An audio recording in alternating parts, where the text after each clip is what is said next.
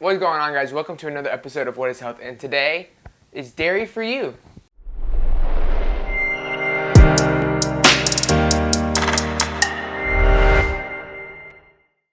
Alright guys, so as you saw in the thumbnail, we're going to be talking about dairy today. I think dairy is a very interesting topic. I have meddled with dairy for a long time. When I was before keto, I was doing, no fat cheese. I did a lot of dairy the first time I did keto, first time I did high fat keto, a lot of heavy cream, a lot of cream cheese. And then here recently I dabbled in the raw dairy, and I've dabbled in goat cheese, I've dabbled in sheep's milk, I've dabbled in all of that. And I just feel like I have a much broader understanding of dairy, and so I kind of want to talk to you guys about dairy. Is it right for you? What are some signs to look for? What are some things you can do to kind of see what you can tolerate and what you can't? So what is dairy? Dairy is any kind of milk substance or milk substrate that comes from a mammal. So you have goat's milk, you have cow's milk, sheep milk, all of those are technically considered dairy. And what we have to understand though is that the most common usage is cow dairy, but cow dairy and sheep dairy, cow dairy and goat dairy are very, very different. So cow dairy tends to have one, bigger fat globules, so it's the molecules of the fat are much bigger. The protein is much bigger. It can be harder for the body to digest. It has a lot more casein in it, and just overall it's just bigger molecules, bigger proteins, bigger fats.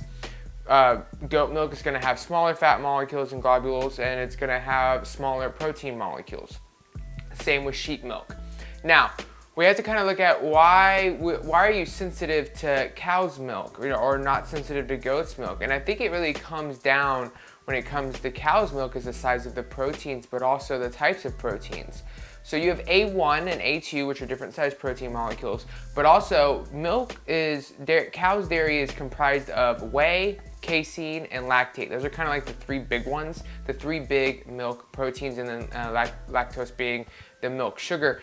We can be very sensitive to all those things, and so really the best way to handle it is to kind of take one away and see which one bothers you. A good way of doing this, honestly, is protein powders. So instead of starting with the milk and the cheese, which is a whole nother subject, simply buy isolated whey protein and take it. If it gives you stomach issues, if it bloats you, you're sensitive to whey. If it doesn't, try casein. Buy pure hydrolyzed casein protein powder. If it bothers you, then you are sensitive to casein. And then try just like a milk protein, and it's gonna have lactate in it. And if it bothers you, it might be the lactate. And then try a hydrolyzed whey, which has the lactate removed. If it doesn't bother you, then the whey's not the issue, it's the lactate. So protein powders that are isolated, because we live in a world where that's available, is a great way to figure out what kind of protein or sugar in milk that you're so sensitive to.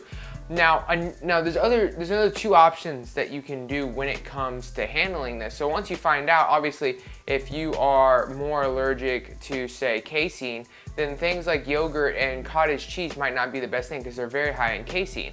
Whereas if you're sensitive to, say, whey, well, really most cheeses are kind of off limits, which kind of sucks. But let's say you're sensitive to casein and lactate, you could do aged cheese. Aged cheese has most of the lactate removed and most of the casein removed, which is a really, really good thing. So people that can't eat cottage cheese without having GI distress might be able to eat hard cheeses and not suffer any issues.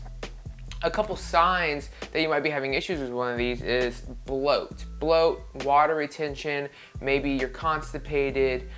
It can get in the way of ketones. It also can cause cravings if you have an addiction to casein protein, which can happen. The protein structure of casein kind of mimics that of opioids. So it's very easy to become addicted to casein protein substances. That's why dairy can be so addicting. So it's something to watch out for, but there's signs and tells, and all of us know if we're kind of sensitive to dairy or not. Another thing that you can do is you can switch to raw cow's dairy. So if you just want to stay in the realm of cow milk, you don't want to go to the other ones, which we'll talk about in a second. You can either isolate protein powders, you can try aged cheese if you're sensitive to casein or lactate, or you can go to raw. Raw cheeses and raw other things have bacteria in them that's not removed that helps your body break down the enzymes that are in cow's milk. I honestly think if you're gonna do that, go the raw. I've tried raw cheese, and honestly, raw cheese doesn't bother me much at all. It's more of when I start just eating dairy, I just start shoving a bunch of cottage cheese in my mouth because I just want some, you know, I go through a whole tub every day or every other day, that's when I really start to get upset. And that's just because of the amount of dairy I'm eating. But when it comes to like raw cheeses and stuff, I could eat, you know, 1 or 2 servings of that a day and it wouldn't bother me. In fact, I would say it's good for your gut microbiome in general. So raw dairy is definitely an option, something that you should try, because maybe it's not the lactate itself, maybe it's your gut microbiome just has a hard time breaking it down. So, and if you don't want to dabble in cow's dairy, let's just say you're just completely against it, you've had way too many bad experiences, try goat's milk. Goat's milk has an A2 protein, it's much smaller, the fat molecules and globulins are much smaller, so it's easier for your body to digest. Goat's milk mimics female breast milk much. And so being able to see that kind of like those similarities, it makes sense that we would be able to properly digest it. In fact, I know people that can't breastfeed their children that will buy goat's milk and use that instead because the nutrient density is almost so identical. Sheep milk is also an option. Also, one thing you can try with cow's milk is they've gotten really scientific here and they've come out with A2, which is a smaller protein. I haven't tried that yet. To be honest, I got off dairy about 5 days ago and I feel so much better. I just really don't want to go back on it. I still do, but like I had butter today, but I'm just like, I'm not ready to try it yet. So I haven't tried A2, so definitely feel free to try that. I know they make it now, and it's definitely available. But yeah, so again, just to recap, when we're looking at dairy, we're looking for bloat, water retention, GI distress, constipation, maybe some addictive behaviors. If those things are going on, one thing you can do is isolate protein powders and figure out which protein powder affects you. You can also switch to raw dairy. You can switch to A2 cow's milk, or you can switch to goat or sheep. And all those options are ways of being able to still enjoy delicious cheese and milks and creams and yogurts while being careful and making sure that you're not putting yourself in a position to hold on to weight that's not coming off and getting frustrated.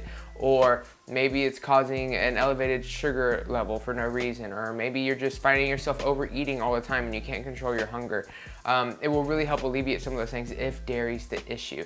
But all in all, I don't think dairy is a bad thing. I think that it's, you know, we look at females that are pregnant, like they crave cow's milk a lot. My wife goes through like a gallon a day, or not a day, but a week right now.